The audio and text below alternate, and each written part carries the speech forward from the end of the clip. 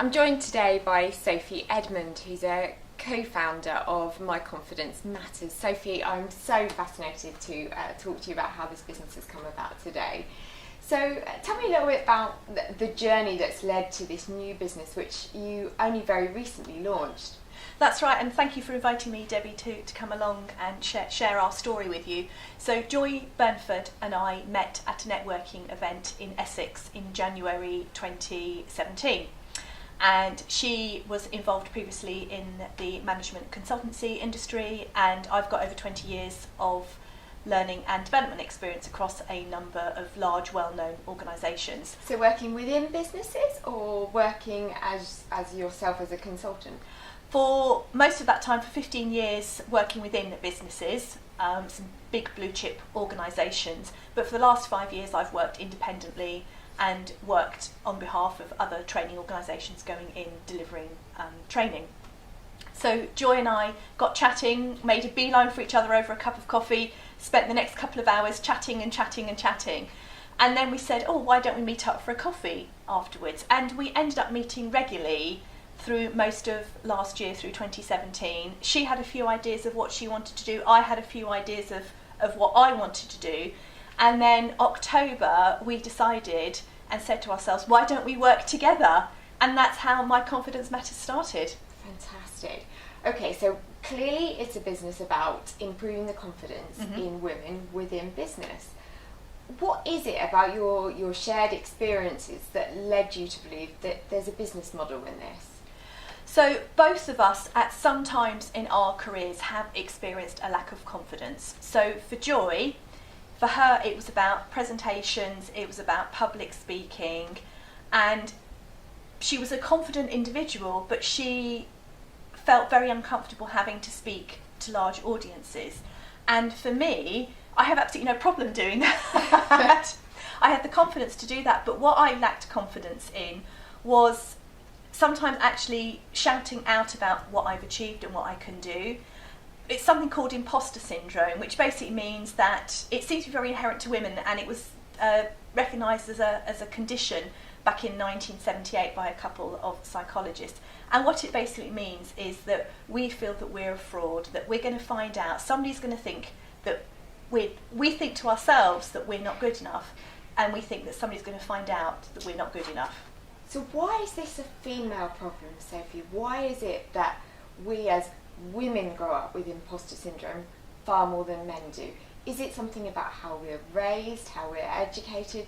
How does that come about? There's different elements to it. So one of the things that I've particularly noticed, and I have a daughter who is nearly 21, and I have found that some of it is the images and the messages that she's been exposed to growing up. So we're talking about media? Absolutely. And what I felt that one of my jobs as a parent to support and help her was to say, put that to one side, you are amazing as you are, to help to build up her confidence, to enable that level of confidence to then take her through life. Now, looking at women perhaps like you or I, again, what's happened is in our lifetimes, in our workplace situations, we get into a point where sometimes it's the masculine type environments. Now, what I mean by that is not men, but it's the masculine type environment. So very organisational, very structured. And so sometimes what happens is that women then don't work well in those environments, and so we then start telling ourselves messages that we're perhaps not good enough, or we take a career break, whatever that looks like, and then something happens, and maybe if you're become a mother, you feel that actually I'm now not good enough because I've become a mother. But being a mother or a carer, actually that brings its own skill set, which can then be transferred back into the workplace. So this whole imposter syndrome actually starts off with ourselves, but as we've already established, it can also be some of the media and the images that we see. So in the model that you've created with this business, how are you taking those individual women and working with them to elevate their confidence? So My Confidence Matters is very much about helping women to create a bigger impact in business. And the way that we're doing that is through a number of different channels. So we have online courses available. which people can come onto our website and buy, and it allows them the opportunity to work at their own pace and also do it in the privacy of their own home. Okay, so that's one option. Another option that we have is we have a Facebook page and we also have a Facebook group. And what both of those do is they help women and they support women. And we found in a recent survey that we did that over 57% of women would benefit from having an online community to support them. Do you think that's because it allows some degree of anonymity while also creating a community? Absolutely, absolutely. So some women feel that perhaps they don't want to talk with their work colleagues about some of the challenges they're facing. And so actually, women talking to other women really helps them. And again, if you look back through history as well, you will see groups of women working together and being together, because women together are more powerful together, we believe, and women empower other women too. So the Facebook group is Business Women with Impact, and also we offer masterclasses, which is a one-day workshop environment where women can come along and work through with other women, with Joy and I supporting and coaching them along a different number of topics, so whether it's to do with personal brand, resilience, or indeed communicating more confidently. And then also later in the year we're going to be running 2-day intensive retreats. So lots of different options, and of course blogs and other social media, the usual channels. So clearly we're talking about women and women here, but do we need to educate men? We're talking about business environments. Do we also, is there a responsibility to help the males out there understand how they affect female confidence? Is there a need for that? Absolutely, and that's one thing that we are finding more and more people are saying to us, is that actually, as a man, how do I support these women in the workplace?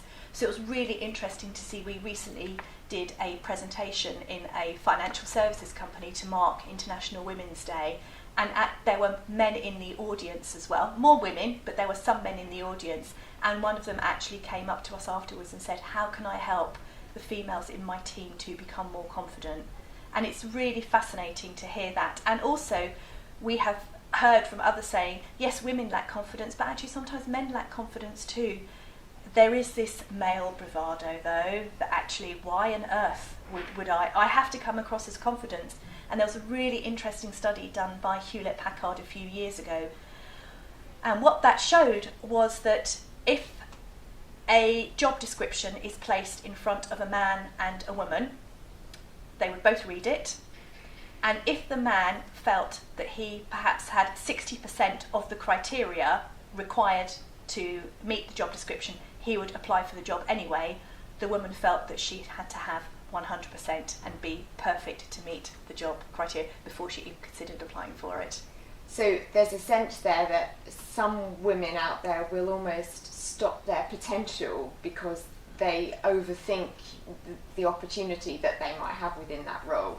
Absolutely, absolutely. And this is where we want to give women the confidence to go for a promotion, to ask for a pay rise, or indeed, if it's an entrepreneurial woman, to put her prices up, to get people to pay what she is worth. And so what we're doing is giving women that confidence. We found in our survey over 73% of women at work lack confidence on a regular basis, which was quite astounding. Gosh, you talk about the word confidence. I'm very interested to know, where do you do the contrast between the word esteem and confidence? I think often those words get blurred. They do. So there is a lot of talk around self-esteem, and of course it's very important to have a good level of self-esteem, because what that then also does, it then links very naturally into levels of confidence. Now, that's not to say that actually some women, and indeed some people, have a high level of self-esteem but a low level of confidence.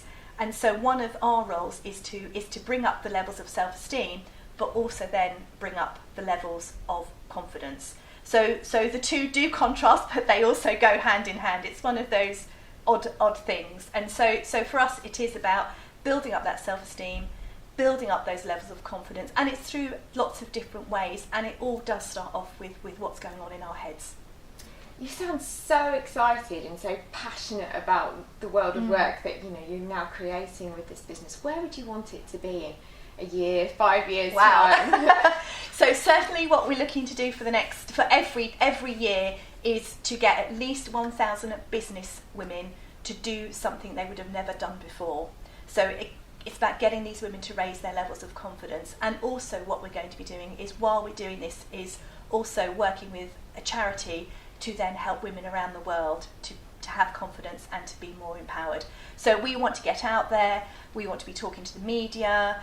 Of course, the gender pay gap is very topical at the moment, the Me Too campaign, and we're not feminists, but what we want to do is we want to help to get these women to be more confident and have those wonderful, wonderful experiences of being a confident person. So in answer to your question, who knows, but we are on a mission and we have a confidence pledge to get 1,000 women every year doing something they would have never done before. Oh, Sophie, it's been a pleasure to meet you. Thank you very much for joining us. Thank you.